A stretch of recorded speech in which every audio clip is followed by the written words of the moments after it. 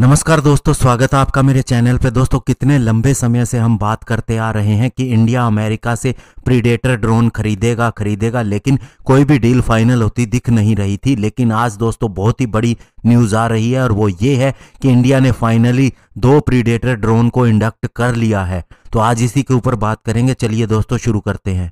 तो दोस्तों, इंडिया और अमेरिका के बीच में क्लोजनेस को दिखाती हुई ये बात सामने आ रही है कि इंडियन नेवी ने फाइनली 2 प्रीडेटर ड्रोन को अमेरिकन फर्म से इंडक्ट कर लिया है। लेकिन दोस्तों, ये ड्रोन खरीदे नहीं गए हैं, बल्कि ये लीज पर लिए गए हैं और इनसे इंडियन ओशियन रीजन के अंदर सर्विलियंस का काम लिया जाएगा और हो सकता है इसे लाइन ऑफ एक्चुअल कंट्रोल पे ईस्टर्न लद्दाख के अंदर भी डिप्लॉय कर दिया जाए। और दोस्तों, इन ड्रोन्स को इंडियन नेवी ने इमरजेंसी प्रोक्योरमेंट के तहत इंडक्ट किया है, जो डिफेंस मिनिस्ट्री ने उसे इंडिया चाइना स्टैंड ऑफ के चलते दी थी। और इन ड्रोन के बारे में बताया जा रहा है कि ये नवंबर मंथ के 2nd वीक के अंदर इंडिया में आए थे और 21 नवंबर को इसे ऑफिशियली ऑपरेशन के अंदर लगा दिया गया और इंडक्ट कर लिया गया और इसे इंडियन नेवी के बेस INS राजाली के ऊपर इंडक्ट किया गया। और ये ड्रोन अभी फ्लाई कर रहे हैं और इनकी एंड्योरेंस 30 आवर्स की है। तो ऐसे में दोस्तों, ये हमारी मैरीटाइम फोर्सेस के लिए एक बहुत बड़ी एसेट बन के आए हैं। इसके अलावा दोस्तों, कंपनी की तरफ से अमेरिकन क्रू भी आया है, जो इस इक्विपमेंट के बारे में बताएगा और कैसे इसे ऑपरेट करना है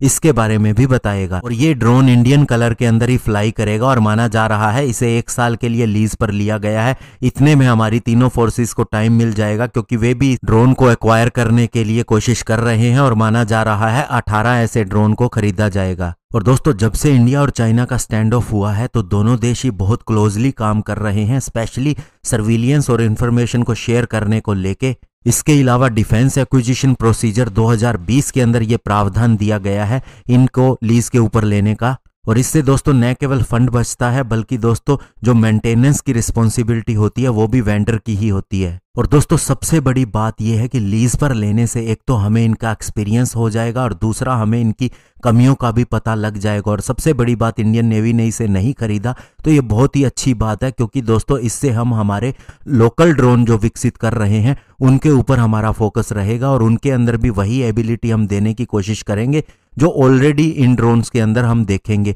और जो कमियां इनके अंदर होंगी वो ऑलरेडी हम उसके अंदर सुधार कर सकेंगे। तो इससे पता चलता है कि इंडिया अब पूरी तरह से डेडिकेटेड है जो अपनी लोकल टेक्नोलॉजी को विकसित करने को लेके, और ड्रोन्स के अंदर भी ऐसा ही है और इसीलिए उसने लीज पर इसे लेने का फैसला किया है। और दोस्तों, हमारा अमेरिकन वेपन सिस्टम के अंदर भी काफ़ी विश्वास बढ़ गया है, क्योंकि हमने ऑलरेडी P8I एयरक्राफ्ट अमेरिका से खरीदे हैं और 9 और ऐसे एयरक्राफ्ट आने वाले हैं। इसके अलावा 24 MH-60 रोमियो हेलीकॉप्टर भी जल्द ही हमें मिलने वाले हैं। धन्यवाद। जय हिंद।